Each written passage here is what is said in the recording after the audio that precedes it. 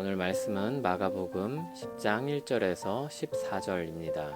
키워드는 하나님 나라와 세상의 충돌, 이혼과 어린아이, 하나님 나라의 가치를 드러내는 교회입니다. 예수께서 거기서 떠나 유대지경과 요단강 건너편으로 가시니 무리가 다시 모여들거늘 예수께서 다시 전례대로 가르치시더니 바리새인들이 예수께 나와 그를 시험하여 묻되 사람이 아내를 버리는 것이 옳으니이까 대답하여 이르시되 모세가 어떻게 너희에게 명하였느냐. 이르되 모세는 이혼 증서를 써주어 버리기를 허락하였나이다. 예수께서 그들에게 이르시되 너희 마음이 완악함으로 말미암아 이 명령을 기록하였거니와 창조 때로부터 사람을 남자와 여자로 지으셨으니 이러므로 사람이 그 부모를 떠나서 그 둘이 한 몸이 될지니라. 이러한즉 이제 둘이 아니요 한 몸이니 그러므로 하나님이 짝지어 주신 것을 사람이 나누지 못할지니라 하시더라. 집에서 제자들이 다시 이 일을 물으니 이르시되 누구든지 그 아내를 버리고 다른 데에 장가드는 자는 본처에게 간음을 행함이요 또 아내가 남편을 버리고 다른 데로 시집가면 간음을 행함이니라. 사람들이 예수께서 만져주심을 바라고 어린아이들을 데리고 오매 제자들이 꾸짖거늘 예수께서 보시고 노하시어 이르시되 어린아이들이 내게 오는 것을 용납하고 금하지 말라. 하나님의 나라가 이런 자의 것이니라. 내가 진실로 너희에게 이르노니 누구든지 하나님의 나라를 어린아이와 같이 받들지 않는 자는 결단코 그곳에 들어가지 못하리라 하시고 그 어린아이들을 안고 그들 위에 안수하시고 축복하시니라. 아멘. 예수님은 하나님 나라를 가져오시는 분입니다. 예수님이 가는 곳마다 하나님 나라가 드러납니다. 그리고 하나님 나라가 세상과 충돌합니다. 교회는 하나님 나라를 이 땅에 드러내는 사람들입니다. 우리는 어떤 가치를 드러내며 살고 있을까요? 바리새인들이 예수님을 시험하러 왔습니다. 사람이 아내를 버리는 것이 옳으니까. 여기엔 정치적 함정이 내포되어 있습니다. 당시 헤롯 안티파스는 형제의 아내를 취했습니다. 이 일로 그를 비판한 세례 요한은 죽임을 당했습니다. 헤롯은 자기 욕심을 위해 이혼과 재혼을 한 사람이었습니다. 만일 예수님이 이에 반대하는 말을 한다면 헤롯을 대항하는 모양새가 되는 겁니다. 그렇다고 이를 긍정하면 세례 요한을 따르고 존경하던 많은 사람들로부터 지지를 잃을 수 있습니다. 예수님은 모세의 명령이 무엇인지 되물으십니다. 바리새인들의 악의를 드러내시기 위함입니다. 율법에는 합법적인 이혼이 있습니다.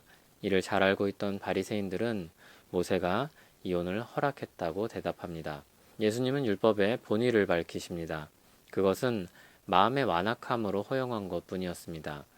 타락한 마음으로 인해 허용된 법이었습니다. 만일 그러한 법이 없었다면 남성 중심 사회에서 여성들은 어려움을 당할 수 있는 여지가 많았습니다. 여성은 쉽게 이혼을 당할 수 있었고 자기 권리를 찾을 수도 없었습니다. 그래서 오히려 이 법이 가진 기능은 이혼을 신중하게 결정하고 여성을 보호하는 장치였습니다. 소극적으로는 이혼을 허용하고 적극적으로는 여성을 보호하는 법이었습니다. 그런데 이조차도 자기 욕심을 위해서 사용한 사람들이 많았습니다. 예수님은 이 문제점을 드러내신 후 본래 결혼이 가진 의미를 가르치십니다. 더 적극적으로 지켜야 할 가치를 보이십니다.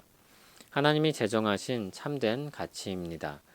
죄로 인해 허용될 수밖에 없었던 가능성보다 먼저 추구해야 될 창조 원리를 말씀합니다. 그것은 한 남자와 한 여자가 부모를 떠나 결혼하여 한 몸이 되는 것입니다. 이를 가리켜 말씀하시길 하나님이 짝지어 주신 것을 나눌 수 없다고 말씀합니다. 본래 하나님은 두 남녀를 한 가정으로 세워 함께 이 땅을 다스리길 원하셨습니다.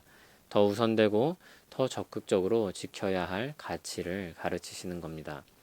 그래서 이혼시킬 권리가 있다고 생각하고 그런 법을 남용하는 남편은 죄를 짓는 것입니다. 다른데 장가들기 위해 이혼하는 자는 간음하는 것입니다.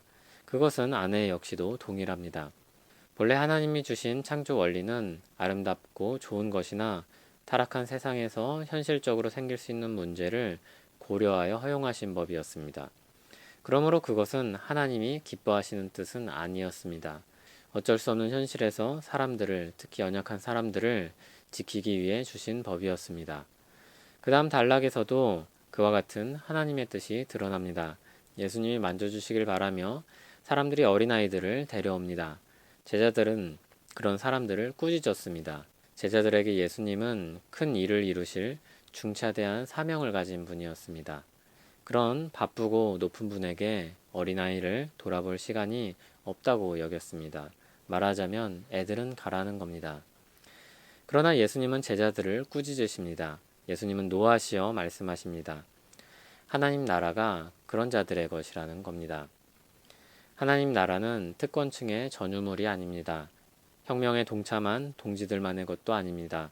오히려 예수님이 지신 십자가로 낮고 연약한 자들이 들어오게 되는 나라입니다. 그러므로 어린아이야말로 하나님 나라에 가장 적합한 대상 중 하나입니다. 교회는 하나님 나라의 아름다움을 드러내야 할 사람들입니다. 혼자서는 하나님의 뜻과 그 나라의 덕을 드러내기 어렵습니다.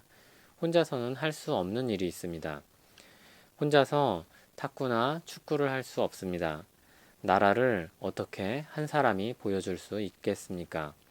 예수님 외에 그럴 수 있는 사람은 아무도 없습니다. 한 사람이 잘한다고 해서 될 일이 아닙니다. 하나님 나라의 가치를 드러내기 위해서는 그 가치를 실현하여 보여줄 수 있는 사람들이 필요합니다. 공동체가 있어야 하나님 나라의 가치를 드러낼 수 있습니다. 하나님 나라와 세상의 가치가 충돌합니다. 하나님 나라의 가치가 세상과 얼마나 다른지 모릅니다. 교회는 힘써 그리고 함께 그 나라의 가치를 드러내야 합니다. 우리의 연약함, 미성숙함, 부족한 이해, 이 모든 것들을 안고 가야 합니다. 그래서 일단 예수 그리스도의 십자가로 우리 허물에 대한 모든 문제를 하나님이 풀어주셨습니다. 매일의 삶 속에서 성령 하나님이 주도 면밀하게 개입하심으로 우리를 이끌어 가십니다. 하나님이 우리 연약함을 아십니다. 그럼에도 우리를 통해 일하시겠다고 마음을 정하셨습니다. 필요한 것들도 준비하셨습니다. 하나님은 다 계획이 있으십니다. 우리는 먼저 하나님 나라의 가치를 배워야 합니다. 그리고 함께 만들어 가야 합니다. 배움과 더불어 사는 일을 교회가 힘써야 합니다. 그런 우리를 통해 하나님이 역사하실 것입니다. 기도하겠습니다. 하나님 아버지, 하나님 나라는 참으로 아름다운 나라인 줄 압니다. 창조 원리를 따라 행복하게 살아가며 연약하고 부족한 자들도 다 감싸 안는 나라입니다. 예수 그리스도의 십자가 은혜로 그런 자격과 능력이 없음에도 그 나라에 속하게 하여 주신 주님의 사랑을 바라보고 찬양합니다. 주님 우리를 이끌어 주시옵소서. 예수님 이름으로 기도합니다. 아멘.